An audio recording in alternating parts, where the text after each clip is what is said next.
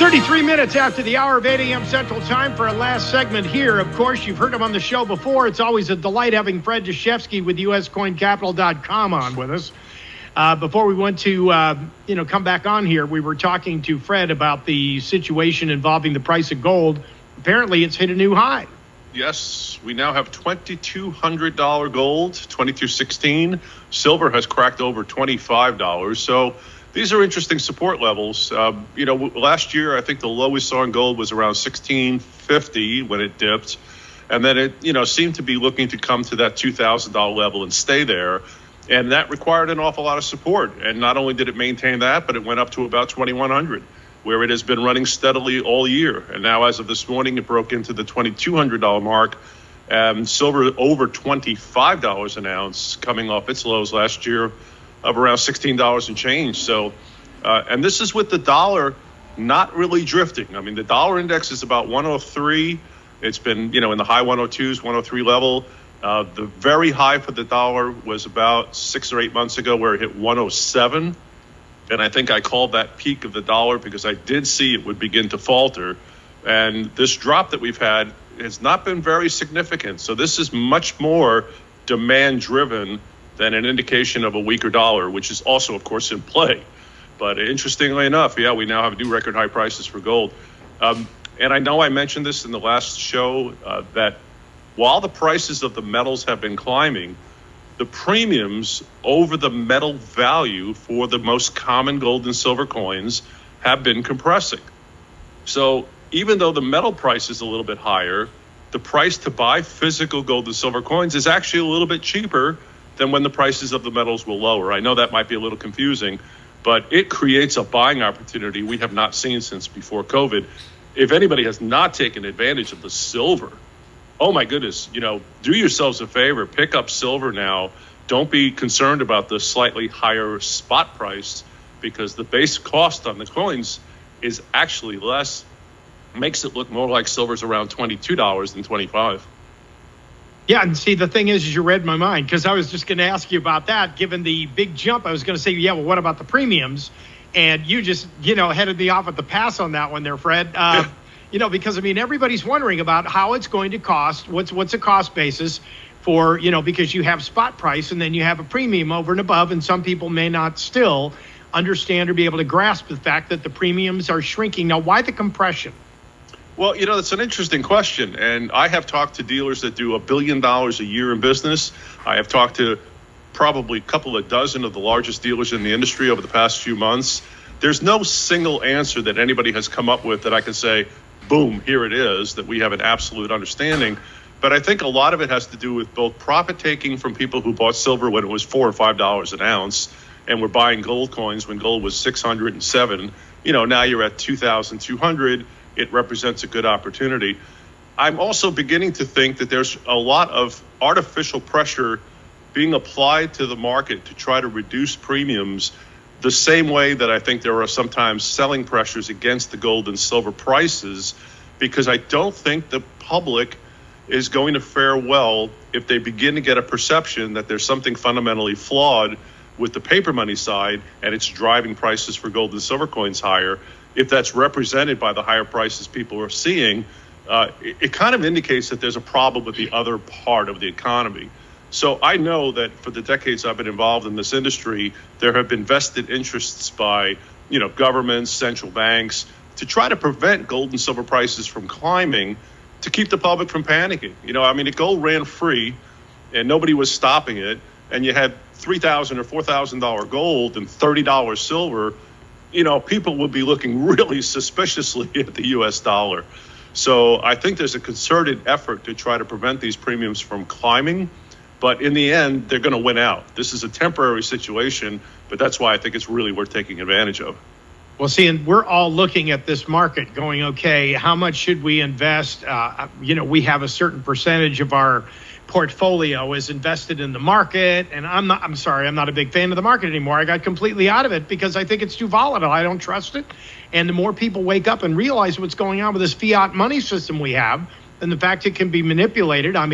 This is what Jefferson warned us about: first inflation, then deflation, and our kids wake up as slaves on the land their forefathers conquered. So, when I'm looking at stuff like this and I'm looking at what you guys are being faced with as far as gold and silver, we got all these gurus that know everything, like Kiyosaki. We were talking about this before we came back on the air, folks. Kiyosaki's predicting at some point in time gold's going to be $5,000 an ounce. And I'm like, yeah, in your dreams. But Fred, yet they didn't call on you because you don't like predicting. You're not a future predictor of what gold is going to do because of the way the market is. Well, there are probably 100 variables that account for the daily price of gold and silver around the world. So it is really difficult. It's one of those things, the less you know, the easier it is to make the prediction. The more you know, the harder it becomes. And sometimes you get the right answer for the wrong reason. So, I have yet to figure out one simple mathematical formula to indicate where gold will be in the future, with one exception. It is the money supply. That has been the most accurate statistic for the future purchasing price of gold. If you just simply look at what the money supply was, let's say in the 1980s and the 90s and the 2000s and 2010s and where we are now, you see this, right, steady growth in the available supply of paper money, and then comparatively look at the price of gold. And if you drew those two as graphs, they would be identical. So there is a direct relationship between the amount of money that we print and the future price of gold. But on the short-term basis, there are a ton of things that influence its price. Like, for example, the Federal Reserve yesterday announced it's going to maintain the current level of interest rates. So the stock market, as you mentioned, has been volatile, but it's been going up all year on the presumption that the Fed is going to start lowering rates. And, the Fed chairman, Jerome Powell, said yesterday that they still plan on perhaps 3 rate drops sometime this year. Although they pushed back the first one to perhaps June as the closest possible, I'm still not in the camp that I think they're going to get there. I think it's going to be later than that. And that's going to mean they're going to have to do some rapid drops. But as the Fed lowers rates, it does impact the stock market. And what we're dealing with now is a future, let's say, a expectation that that's what's going to happen. And the stock market is rallying on that news. But the problem is it's not a fundamental, it's an expectation. So what happens if your mindset changes? The Fed has said 2 things that are somewhat contradictory. It said inflation is coming down, but it's still too high. So they're happy with the progress that they're making, but they're not where they want to be yet. And every time the news has come out in the past month, there have been these quote unquote surprisingly high inflation numbers. I've been asking this question. I don't know who was surprised by them, though, but apparently a lot of people were surprised by how high the inflation numbers are. Let me give you a quick example of how ridiculous this is. So the inflation rate, they call it 3.5%, the Fed funds rate 5.25%. But if you look at the cost of actual things that people have to buy, groceries are up in the last 12 months 21.2%. Cost of eating out at a restaurant, 21% higher than a year ago. If you're buying baby food, it's up almost 30% from last year. If you're buying electricity from your resources, average is about 20% higher than last year. We have apparel is up 12%. Used cars are up 20%. Airfare is up 30%. Electricity is up almost 30%. And rent over 20% higher than last year. So they say we have a 3.2% inflation rate. I don't think they're dealing with the way that people actually face inflation in the real world. Well, they're dreaming. The bigger problem, I think, based on what you said with what the government does, and the Fed is supposed to be independent, but you see, Powell and all the powers that be would not be able to operate the way they've been operating if we had a more conservative administration out there, even though, Trump continued to see money being borrowed over and over again and raising our national debt ceiling. But Biden, with that going on, and it's just taken off and skyrocketed. So to me, this whole thing is political, and the interest rate thing is, I think the closer we get to November, that's when you're going to start seeing, because it's going to politically drive people to continue with the same old status quo. I don't know that I see that happening. I don't know if people are buying it. Well, I don't know if they're buying it or not, but they're certainly going to, as you put it, feel the impact of this, because let's say the Fed does lower rates. So the Fed lowers its Fed funds rate and its Fed discount rate. This is like a small domino effect. So that translates then into what treasuries yield. And as the treasury yields go down, it makes the cost of borrowing money in mortgages go down as well. So there's an indirect relationship here, but it is kind of a following of the trail. So Fed drops rates, they can then effectively make mortgage rates cheaper. Now, people will love that if they see lower mortgage rates. So yes, if you want to be political as a Federal Reserve, and let's say you want to keep the current president in power, you make the economy strong and look better toward the end of the year. You start lowering rates. Everybody starts getting excited about the fact, okay, great, my mortgages are going to be cheaper and I can buy that house now because the mortgage interest is going to be lower. And people will feel positive about the fact that the Fed is, let's call it, winning the inflation battle. The problem everybody keeps forgetting, though, is that the Fed has to not only win the inflation battle, but it has to do so with such a tricky balance to not overdo the pushing down of rates to end up slowing the economy and forcing a recession, because the strength of the underlying economy is still kind of tenuous. You know, it's not a vibrant economy. It's got some signs of strength, and the Fed is encouraged by that, and I think the people should be too. But we are teeter-tottering. If the Fed were to get too aggressive and drop the rates too quickly, they could, or raise the rates too quickly, they could definitely affect the economy. So it could become very political. And the Fed is supposed to be completely independent. And obviously, is it?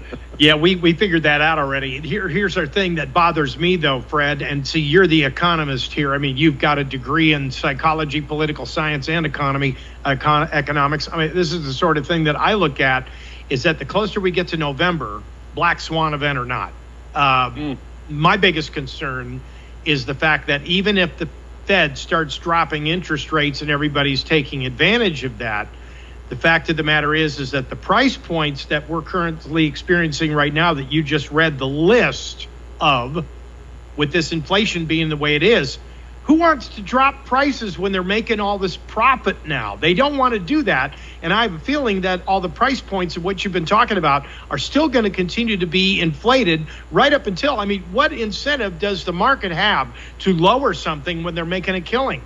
That's my big concern. They're going to keep these rates up all the way into November. I think that's right. I don't see anything except new mortgages becoming cheaper, like the landlord that's getting the higher rent. I agree. I think it's unlikely that if interest rates go down a point or so over a couple of rate drops from the Fed, that landlord's going to turn around to his tenant and go, okay, I'm going to lower your rent back to where it was a year ago. I don't see that happening. I don't think I've ever seen that happen, to be honest with you. I don't remember any time where rents have dropped because of a lowering of Fed funds at any point in my history. So that seems a little unrealistic. And you know what, a lot of things are happening within the food markets that are very interesting. There are these tricks that they're coming up with, like pricing something the same but providing a smaller box. So, so the box of Cheerios is the same $3.82, but instead of a 36-ounce box, it's a 32-ounce box, and the price is the same, so you don't really see it. And you go back and you say, oh, I bought my Cheerios for the same price as I did last week. Yeah, but you got less. So they're utilizing a lot of interesting tricks to try to hide this. But I agree. I think it's unrealistic to expect these new higher prices or wages. Do you think wages are going to back down because the Fed lowers rates? I don't expect that to happen either. Now, but the thing is now is we're dealing in a situation where we have to start thinking about our portfolios and what we're going to be doing with them. And that includes how much you are going to accumulate, because a lot of people right now are like having garage sales and they're getting rid of junk they don't need. And now we have to figure out what we do need as far as junk. And I'm looking at junk silver. We need something with the lowest common denominator that will work very well if all of a sudden we have a collapse and we have to resort to the underground economy and the barter market. We're going to need something that people will still accept as a store of value. And I just, you were bringing up silver earlier. Kudos on that, because I really think that we've got an issue where people need to be under accumulation. Absolutely. There are a couple of things that I think are critical for the future for most Americans. And, one is, what is the actual buying power of our dollar really going to look like? How much influence is going to happen depending upon the results of the election? I have a personal guess. It seems to me inevitable that Trump is going to get reelected, but Biden seems to have an awful lot of support. And, who knows what's going to happen? Obviously, it's down to these two guys right now. I think it'll be interesting to watch how this evolves. And they're very different in the way they're going to approach the economy. When Trump was president, he did a tremendous amount of economic stimulus, which added to the deficit, but it created a very vibrant economy. I think Biden is at the point now where, people were really giving him a hard time about the way inflation had gotten out of control. So he's probably not going to aggressively try to stimulate economic activity the way a Republican might if he were elected. So we're going to have a lot of differences in the way the economy folds out. But one thing is inevitable. Biden is proposing a $7.3 trillion budget. That's a stunning number. And if we continue along this path, regardless of who becomes president, the government is going to be printing more money over the next couple of years than any time we've ever seen before. We're already on a pace this year in 2024 to blow past what we did in 2023, which I didn't think was going to be possible. And yet we're already, zooming past it. So if we continue to print money and print money and print money, and the government is going to have a much larger budget, the dollar value in purchasing terms for the average American is going to get much weaker. They need a counterbalance, something that will appreciate given this is going to happen. And I've never found anything over the 40 years I've been in this market that has stood the test of time better than physical gold and silver coins.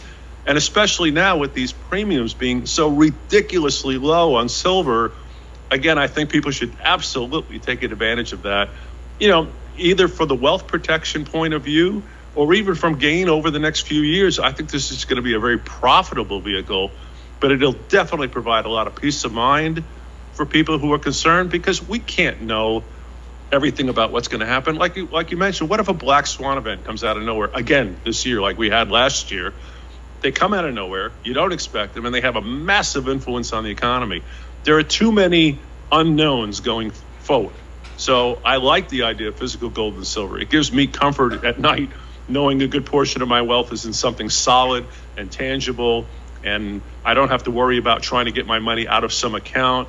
I've talked to a few people who've been involved in some odd crypto deals where, they couldn't get their money out of the exchanges, and they couldn't get their transactions verified. And, and again, I'm not knocking the crypto per se. I'm just saying there's a fundamental difference in a physical asset that you own than something as speculative as, digital currencies and cryptocurrencies.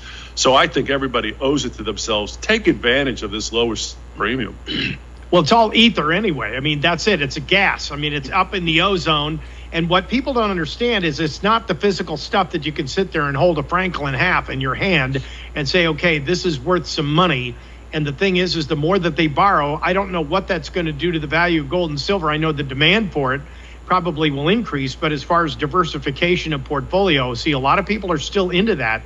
I think this is a big financial misnomer. I think people have less reliance on the dollar. If people want to become free of government controls, they need to rely less on the dollar and more on intrinsic product, like being able to produce your own energy, having a sufficient enough of gold and silver that you can actually barter with people. Because if what they're saying, the EPA came out with another scare tactic this morning about cyber attacks on the grid and cyber attacks on the water supply. And by the time you get done reading the story, it's old news.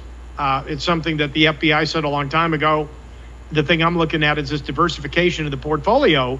I think we need to start backing away from the markets and definitely backing out of Bitcoin. I just don't trust them. They can turn that thing off with a flip of a switch, and that means no access to your ATM, nothing. And I'm not trying to scare people. I'm just trying to reason with people that perhaps you need to be investing more of your portfolio in gold and silver and less in the dollar bill and tucking away under the mattress. It's not going to do you any good. Because, if the dollar bill is worthless, like Weimar, if it's worthless, it's not going to get you anywhere. It's going to take a whole wheelbarrow full of Deutsche Marks, as it were, to buy a loaf of bread. Yeah. Not only that, but you have to think about the political problems too. The problem after the Weimar Republic collapse, it led to Hitler's rise.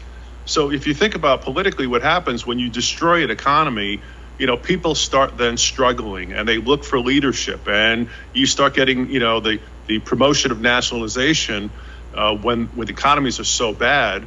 And this leads to people looking for leadership. And if they don't find it in the standard leadership, they're going to look for alternatives. It could lead to horrific events happening.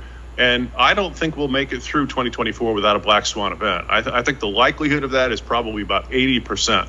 I'd be extremely surprised if this year goes through and something did not happen that we did not know of ahead of time that affected the economy to some degree.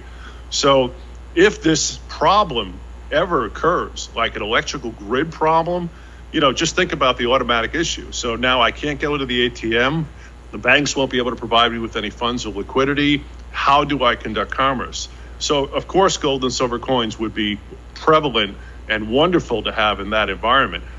I don't anticipate that happening per se, but I think being protected against it as a possibility is certainly prudent.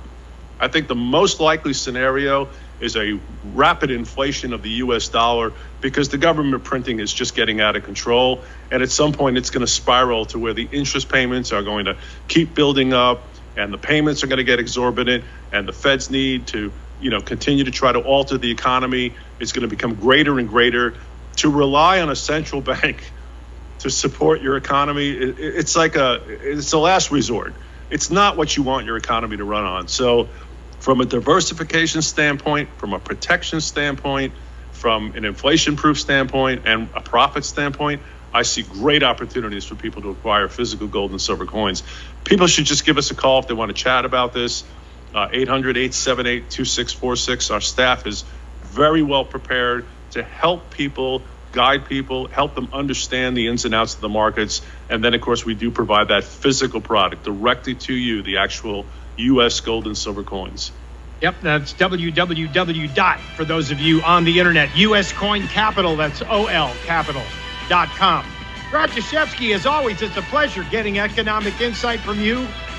Great to be with you, Dave. God bless you for the work you're doing. I appreciate it, man. It's such a stimulating conversation. Folks, take it as a warning because, the thing is that all they have to do is flip a switch and the electric goes off. The central banks can't function either. Remember that. We'll be back tomorrow with more of our, I guess you could call it Feel Good Friday. I'm not feeling so good after a conversation like this, but in the interim, you got to go to U.S. Coin Capital and get that done. In the meantime, stay safe, be smart. Time to diversify and get away from the markets. I don't like them. You shouldn't either. I don't care what they're doing. It's fly on the wall, Fred knows. We appreciate you. Thank you. God bless you, and God bless the United States of America. We'll see you tomorrow. Thanks, Dave.